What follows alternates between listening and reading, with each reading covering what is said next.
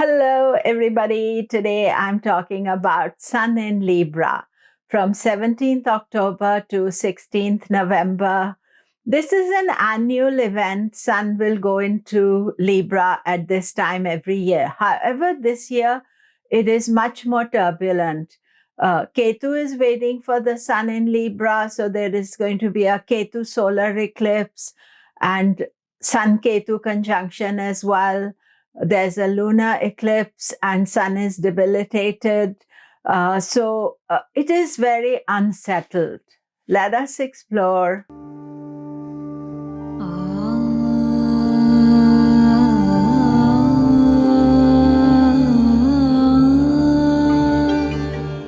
Hello, I'm Komilla Sutton and we are talking Sun in Libra. Do remember to subscribe, press the bell notification. So, Sun in Libra. It is from 17th October to 16th November. As I said before, this is an annual event. Sun is very regular in his habits, and every year at 17th November, he goes into Libra, which is its debilitated sign, and remains there till 16th of November. Now, what we have to understand is that normally, this is an usual transit. However, this year, because Ketu is in Libra, that means that at new moon in Libra, there is going to be an eclipse, and full moon in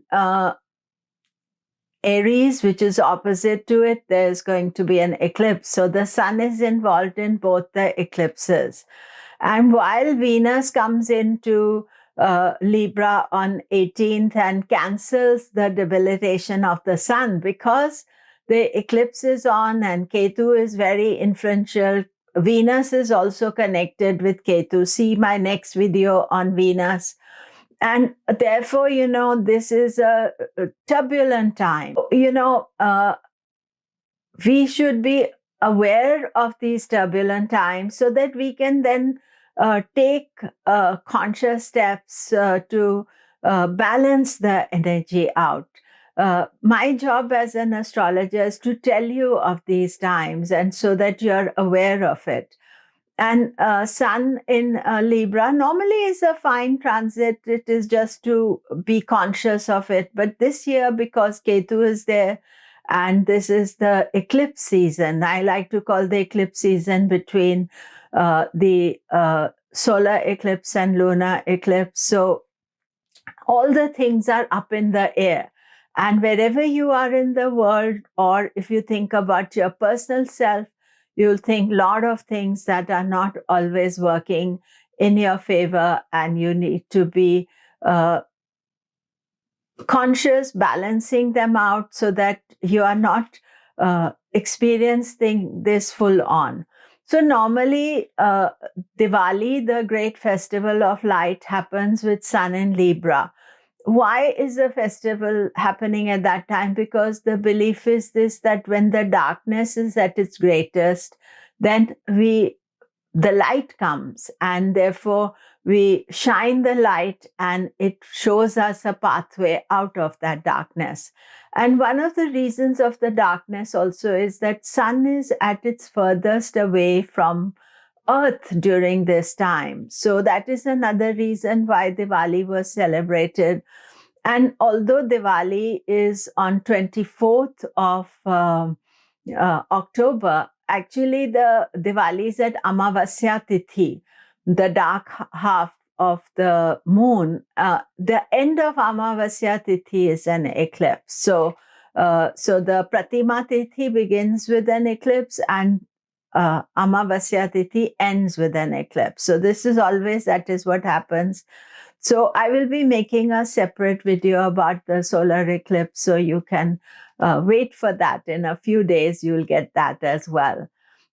So the other factor with the, eclipse day, normally, the day before, the day after, one has to be very conscious about staying calm and doing some simple things. And I feel that this year with Diwali being part of the eclipse, we should celebrate it more spiritually rather than,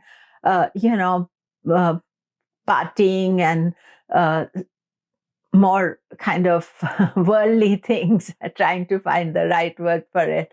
But we should think about it really as a moment of meditation and spiritual energy for bringing light into us, and in this time of unsettled energy.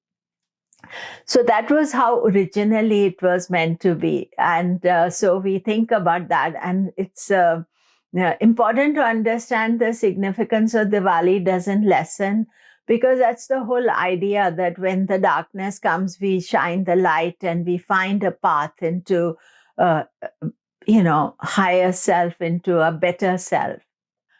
Sun and Ketu don't get together till 5th of November. So on 5th of November is the Sun-Ketu conjunction. This is never an easy day.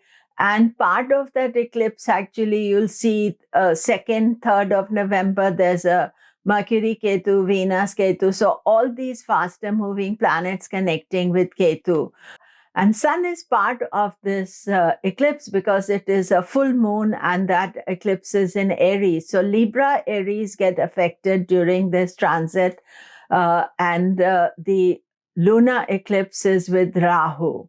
Making separate videos for solar and lunar eclipses, so you can just wait for that for further information. So what we are seeing here is that Sun is not at its strongest. So our confidence, our ability to deal with issues is not at its strongest. Ketu, the big kind of past life planet, karmic planet, is there, creating obscurity, hiding our truths, maybe also enlightening us for those who are ready for that new way of thinking, new ideas.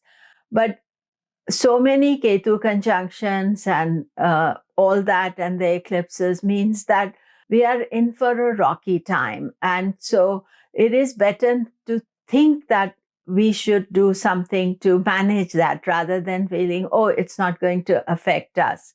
You'll see on a political, worldly level, a lot of issues happening, but our thing, what we can manage is our lives. And by being conscious of it, it can make a lot easier for you. And then after 8th, things start clearing up, and there's just a short transit. Sun is still debilitated, but short transit. When it's moving away from Ketu, it is moving away and going into Scorpio, which we will talk later. So how does it affect you? Do look at your ascendant and your moon sign. Aries, this is happening all in your 7th house of relationships, and the eclipse is also 7th relationship, first yourself. And between all this, Mars is going to turn retrograde. I already made a video of it. So this is a time, patience, take your time making decisions, not rush into anything, avoid any unnecessarily arguments, discussions with your partners, loved ones. That is important. Taurus, Sun is in your 6th house. That means the eclipse is in your 6th house, and also Venus is going to soon join there, and check my Venus video as well. But 6th house is house of obstacles and, trying to overcome competition or things that, we find that block us. So at this stage, of course, we have to be conscious of it. 6th house also connected to health and healing. During this time, I feel the best thing is patience. Take your time not to make any important decisions. Gemini, Sun is in your 5th house. 5th house is house of creativity, ideas. And sometimes, with all this change and eclipses and everything, sometimes some brilliant ideas also come. And so be conscious about it. If something comes to you, write it down. Don't action it instantly. That is the main thing, because Mercury is also going to be with Ketu, and Ketu's influence is very heavy. So Ketu is past life influence. Sun is there in your fifth house. So write down the ideas, then process them later on. Cancer, this is in your fourth house. Sun is in your fourth house. Sun actually deals with savings, finances for you. Fourth house is home. There could be some expenditure there because Sun is not settled in Libra with Ketu there and eclipses and all that. It could also be that you feel unsettled at home, you feel, I want to change my home, because the eclipses are in your fourth and 10th house. So this is not the time to make any decisions. This is the time to just be there, see how it works out. And especially for you, Cancer, because moon is also involved. New moon and full moon eclipses. So your emotional well-being can be everywhere. And so try to keep life simple. Leo, this time I always remind you that your Lagna Lord, Moon Lord is debilitated. And this year it is way more complex than that, because Lagna Lord is debilitated, but it's also part of an eclipse. And also we have a lunar eclipse plus Ketu conjunction. Ketu eclipses only happen once every 18 years in Libra. So this is a kind of a defining moment for you, but it's also time to take stock of what you're doing and any changes that need to be made, and letting go of some things. But what happens is that at the time of the event taking place, we should not be making the decisions. We should wait till after the event has happened. And a lot depends on how you handle the situation. And remember, this is the time when you have the least support. So therefore, take time and find your strength more after 16th of November. Virgo, Sun is in your second house of money, finances, and a lot of planets will be there, but Ketu is also there. So Sun is always highlighting the area that you should focus on. But there's a lot of turbulence around with saving aspects and things. So I would say that this is not a good time to think about your savings, and definitely not deplete your savings at this stage. Libra, the eclipse is in Libra. That means this is a crucial time for you. Of course, it depends on what is the degree of your moon, what is the degree of your ascendant. Of course, if your eclipse is close to your birthday as well, that means it's close to your sun. This is a time that is indicating of change. And the eclipses are more of a nimitta.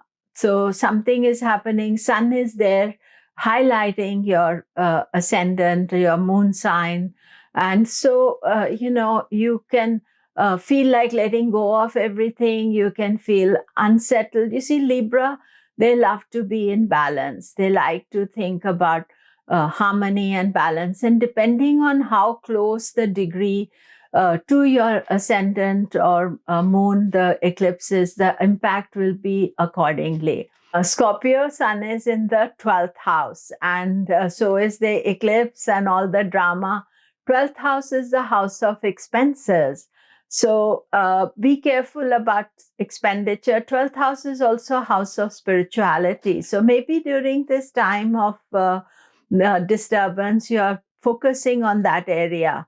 There's an added complication for you because on 30th of October, Mars also turns retrograde. I already made a video about that, so I'll put a link and do watch that as well. Sagittarius, the sun is a very good planet for you. Usually, wherever he is, he's adding brilliance to you. At present, he's in your 11th house, and 11th house is house of earnings, of profit. And Ketu is also there, and Mercury and Venus. So it's a lot of things happening, multiple sources. And maybe for you, what you have to be I would say aware of is that all that glitters is not gold.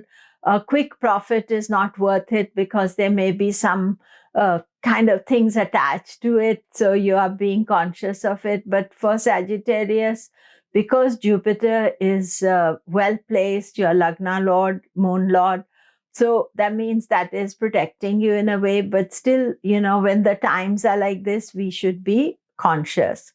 Capricorn, this sun is in your 10th house, career opportunities. A very good transit generally because sun is highlighting your future, your professional life. But because Ketu is also there and all the other aspects of the eclipses and all that, that means you may be thinking about changing your career, doing something different in your life.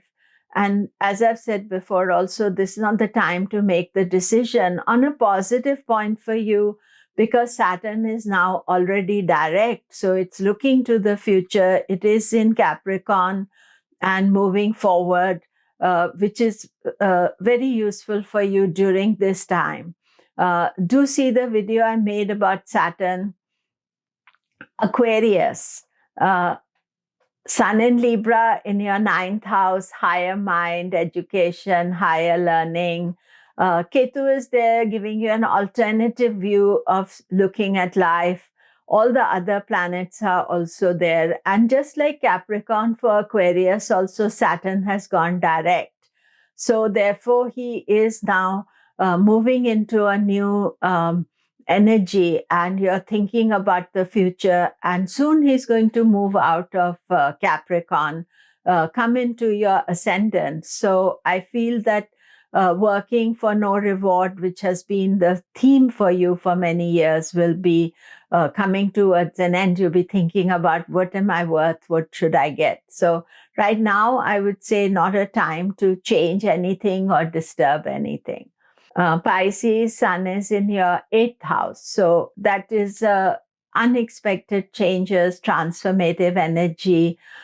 So you have to just be very conscious of it and not rush into any decisions. Of course, you are supported by Jupiter in Pisces, which is not letting you make any silly mistakes at this stage. So that is best thing to do and deal with. So that is it for today. Do remember to subscribe. Also, I'm doing many videos now because coming up to the all these different energies, the eclipses, the Mars retrograde, all those. So do remember to subscribe and be part of this unfolding story.